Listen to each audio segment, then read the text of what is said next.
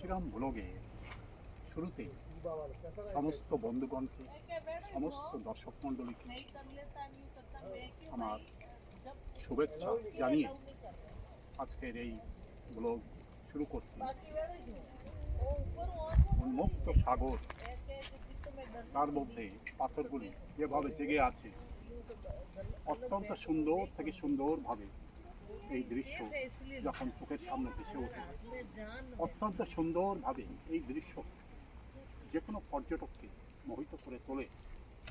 এখানে বহু পর্যটক এই মুহূর্তে ভাটার টানে জল বহুদূর পর্যন্ত সরে গেছে। এখন বিভিন্ন দিকে পর্যটকরা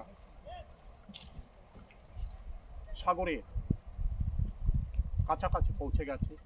সাগরে এই মুহূর্তে বহুদূর সরে গেছে। সেখানকার সৌন্দর্য অতুলনীয়ভাবে চোখের সামনে ধরা দিচ্ছে। দিকে দিকেই এখানে গাছপালা, সামনে সাগরের মাঝখান থেকে জেগে উঠেছে কিছু দ্বীপ, যে দ্বীপের মধ্যে ঘন গাছগাছালি এবং সেখানেও পর্যটকদের দর্শনীয় বেশ কিছু সম্ভার ওখানে সাজানো আছে। কিন্তু ওখানে যাবার জন্য আলাদাভাবে পর্যটকদের সেখানে দ্রুতগামী এই বোট ভাড়া করতে হয় এবং সেখান থেকে তারা দর্শনীয় সব কিছু দেখবার পর আবার নির্দিষ্ট স্থানে ফিরে আসে। বহুদূর পর্যন্ত বিস্তৃত এখানকার যে বালুকা রাশি, সাগর সৈকতের সৌন্দর্যকে অত্যন্ত সুন্দরভাবে চোখের সামনে ফুটিয়ে তুলছে। এখানে শীতল ছায়া, সুন্দর নারকেল গাছ, কোনো সময় সাগরের ঢেউ ঢেয়ে কোনো দূর দূরান্ত থেকে একটি নারকেল এখানে ভেসে এসেছিল এবং তারপরেই সাগরের কিনারেই এই গাছগুলি এখানে দাঁড়িয়ে পড়েছে। এখানকার সৌন্দর্য, এই গাছগুলি অত্যন্ত সুন্দরভাবে কিনারার সৌন্দর্যকে বাড়িয়ে তুলেছে।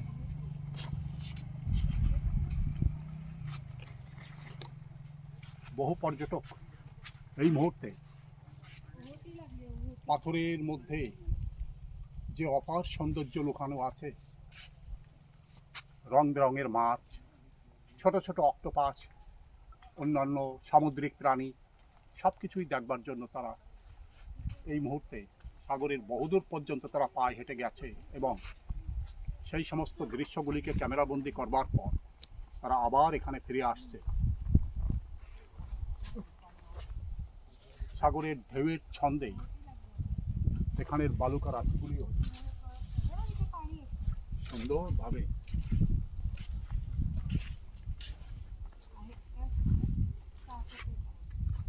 শিল্পীর ছোঁয়া লাগা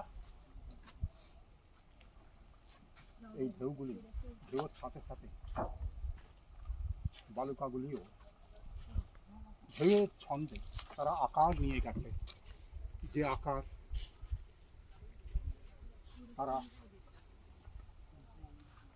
কাছ থেকে দেখলে পরে বালুকা রাশির এই দৃশ্য অত্যন্ত সুন্দরভাবে সামনে ফুটে ওঠে। বহু দূরে দেখা যাচ্ছে বহু দ্রুতগামী বোট, মেশিন নৌকা, সব কিছুই এখান থেকে গভীর সমুদ্রের উদ্দেশ্যে যাত্রা করে এবং সেখানে সাগরের গভীর অতলে যে অতুলনীয় সৌন্দর্য ওখানে লুকানো আছে, উপর থেকে কখনোই এই সৌন্দর্যকে অনুভব করা যাবে না। কেবলমাত্র ডাইভার্স এবং গাইডের সাহায্যেই এই দ্রুতগামী বোটের সাহায্যে গভীর থেকে গভীরতম স্থানে যাওয়ার পর তারা গভীর সাগরের নিচে ডুব দেয় এবং তারা সেই বিরল দৃশ্যকে ক্যামেরাবন্দি করে নিয়ে আসে। চোখের সামনে তাদের যখন ফুটে ওঠে সেই সমস্ত কোরাল, রং বেরঙের কোরাল, রং বেরঙের মাছ, আরো কতই না সৌন্দর্যের সম্ভার প্রকৃতি এখানে সাজিয়ে রেখেছে। সাগর কিনারে শামুক, ছোট ছোট কাঁকড়া, সব কিছুই এখানে সুন্দরভাবে চোখের সামনে ফুটে উঠছে। এখানে ঝিনুক, পাথর, সব কিছুর মধ্যেই যেন একটা সৌন্দর্য লুকানো আছে। এখানে একটি গাছ বালুকা রাশির মধ্যেই দাঁড়িয়ে আছে। এটা ম্যানগ্রোভ গাছ। আজ এটা হয়তো অন্তিম শয়নে পড়ে আছে, সমস্ত পাতা ঝরে গেছে, তবুও বালির মধ্যেই স্থিরভাবে দাঁড়িয়ে আছে।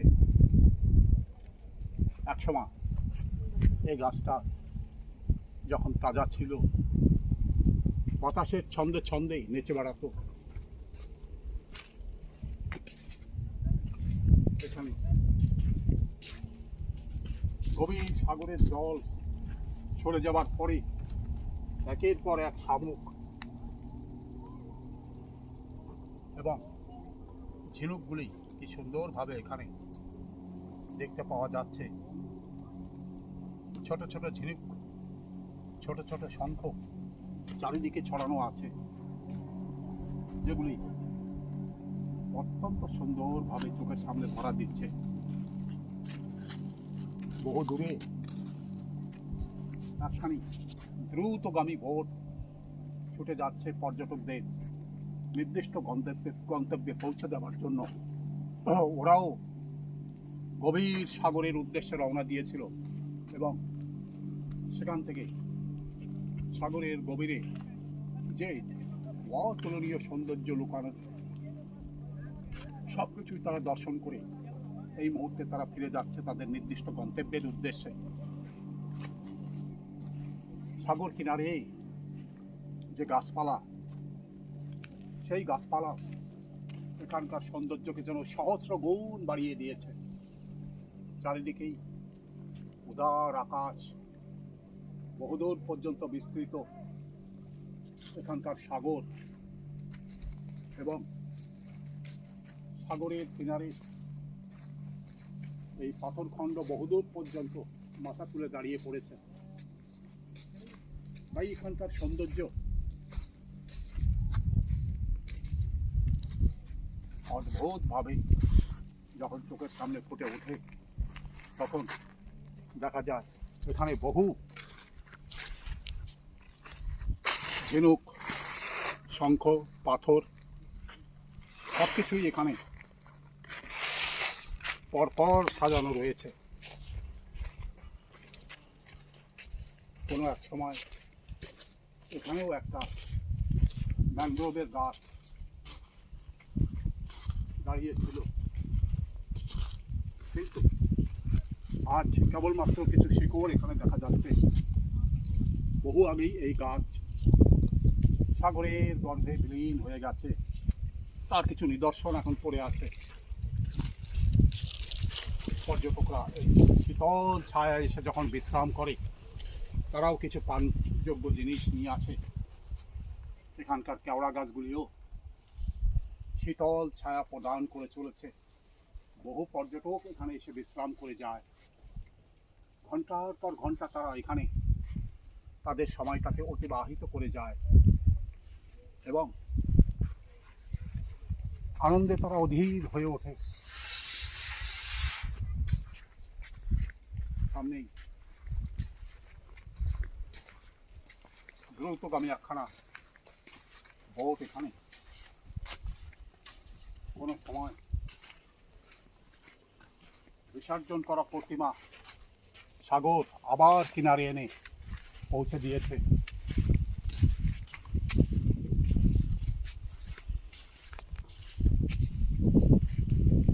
মনে হয় সরস্বতী পূজার সময় বিসর্জন করা সেই প্রতিমা সাগরের ঢেউয়ে ঢেউয়ে আবার এখানেই এসে পৌঁছে গেছে। ম্যানগ্রোভ গাছ এখানে তার সুন্দর ফুল সাজিয়ে দিয়েছে। ফল ধীরে ধীরে বড় হচ্ছে এবং লম্বা আকৃতি নেবে। এখানে একটি ম্যানগ্রোভের ফল, এটা আরও লম্বা হয়ে যাবে এবং ভাসতে ভাসতে কিনারের কোনো প্রান্তে গিয়ে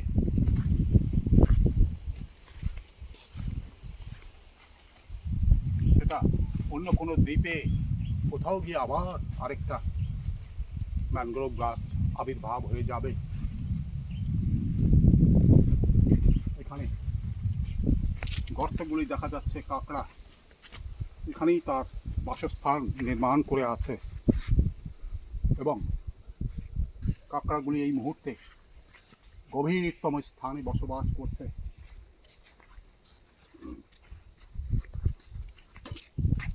যত সামনে যাওয়া যাচ্ছে এখানে ম্যানগ্রোভের গাছগুলি তার শিকড়গুলি বহু উঁচু ডাল থেকে নিচে পর্যন্ত প্রসারিত করে দিয়েছে। অদ্ভুতভাবে শিকড়গুলিও বালির মধ্যে বহুদূর পর্যন্ত প্রসারিত হয়ে আছে, যাতে করে ভেবে ঝড়ে এই গাছের কোনো ক্ষতি না হয়। একমাত্র ম্যানগ্রোভ গাছই এই অবস্থানের মধ্যে থাকতে পারে।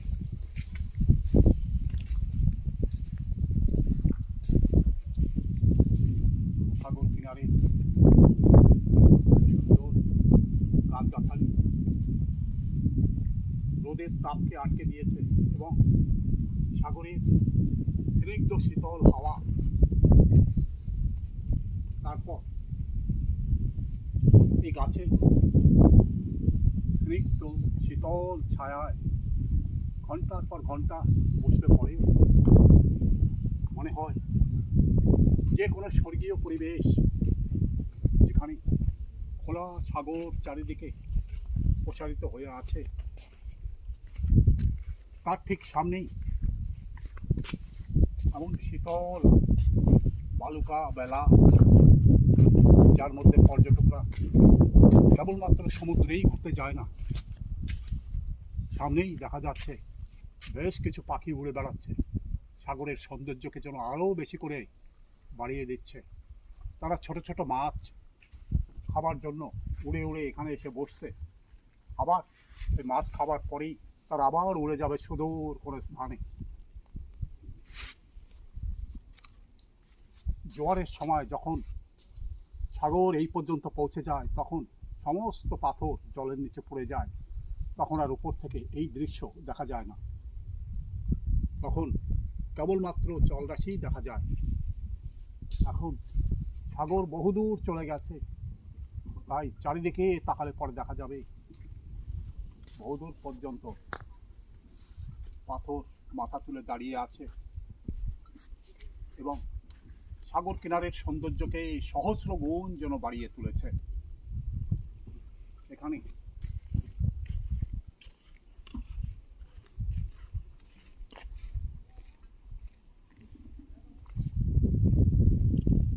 ঢেউ খেলানো বালুকার আসে এবং মনে হয় কোনো শিল্পী এখানে এই বালুকার আসিকে নির্দিষ্ট করে দিয়েছে, নির্দিষ্ট করে তৈরি করে দিয়েছে। এখনো অন্তঃসূর্যা হয়ে সাগরের জল নিচ থেকে এদিকে প্রবাহিত হয়ে চলেছে। মাথার উপর থেকে একটা বাস পাখি ওই উড়ে যাচ্ছে, সেও মাছের খোঁজেই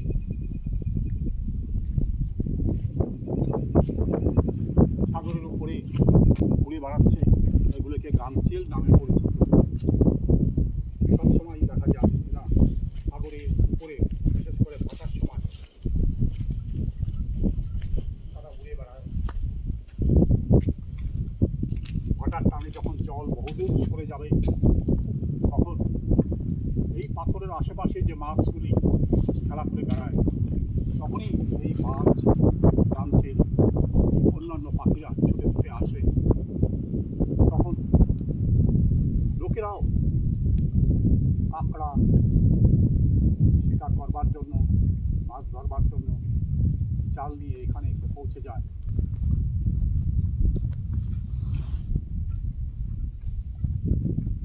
সাগরের দিকে তাকালেই দেখা যায় অপার সৌন্দর্য প্রকৃতি এখানে সাজিয়ে রেখেছে এবং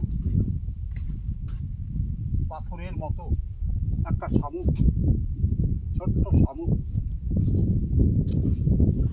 দেখলেই সে গুটিয়ে নেয় তার চেহারা এবং ধীরে ধীরে তার চেহারাটাকে বাইরে বের করবার চেষ্টা করে।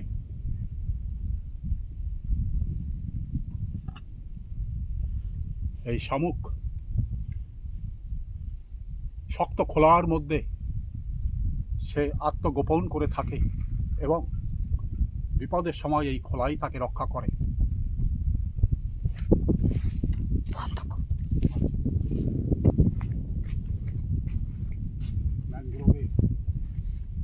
ম্যানগ্রোভের এমন শিকড় কেউ হয়তো কেটে দিয়েছে, কিন্তু এটা বালুকা রাশির গভীর থেকে গভীর পর্যন্ত চলে গেছে এবং এই গাছটাকে শক্তভাবে এখানে দাঁড় করিয়ে দিয়েছে, যাতে করে কোনো ঝড় তুফান, সাগরের প্রচণ্ড গর্জন, প্রচণ্ড ঢেউ কোনোভাবেই এই গাছকে কোনো ক্ষতি করতে পারে না। কারণ বালুকা রাশির বহুদূর পর্যন্ত শিকড় প্রসারিত করে রাখে, যার মাধ্যমে কখনোই এই গাছের কোনো ক্ষতি হয় না। দীর্ঘ থেকে দীর্ঘ সময় ধরে এই গাছগুলি এখানে দাঁড়িয়ে আছে, কোনো যুগ থেকে যুগান্তর পর্যন্ত এই গাছগুলি দাঁড়িয়ে থাকবে এবং ছায়া, স্নিগ্ধ শীতল ছায়া প্রদান করে যাবে, যার নিচে যে কোনো মানুষ, যে কোনো পর্যটক এখানে এসে বিশ্রাম করবে। হয়তো কখনো কখনো কোনো মানুষ এখানে এসে পিকনিক করে যায়, তারা সেই মুহূর্তে আনন্দে অধীর হয়ে ওঠে। এই জায়গাটা আন্দামানের হ্যাভলক দ্বীপের একটি সাগর সৈকত, যেটা গঙ্গা ঘাট নামে পরিচিত। এখানে ডাইভিং, নর্কলিং এবং আরও বহু উপকরণ দিয়ে এখানে সাজানো রয়েছে। সকাল থেকে বিকাল পর্যন্ত বহু পর্যটক এখানে এসে সাগরের গভীরে তারা প্রস্থান করে এবং এখানকার অতুলনীয় সৌন্দর্যকে ক্যামেরা বন্দি করে আবার তারা ফিরে যায় তাদের নির্দিষ্ট গন্তব্যে। বন্ধুগণ, দর্শকবৃন্দ, এতক্ষণ এই ভিডিও আপনি কেমন দেখলেন দয়া করে কমেন্টস বক্সে লিখে জানাবেন। আপনার কমেন্টস পরবর্তী ভিডিওতে নতুন কোনো ভিডিও তৈরি করবার রসদ যোগাবে। ভিডিওতে যদি আপনি নতুন হন দয়া করে একটা সাবস্ক্রাইব করবেন। ভিডিওর শেষে সমস্ত বন্ধুগণকে ধন্যবাদ, নমস্কার।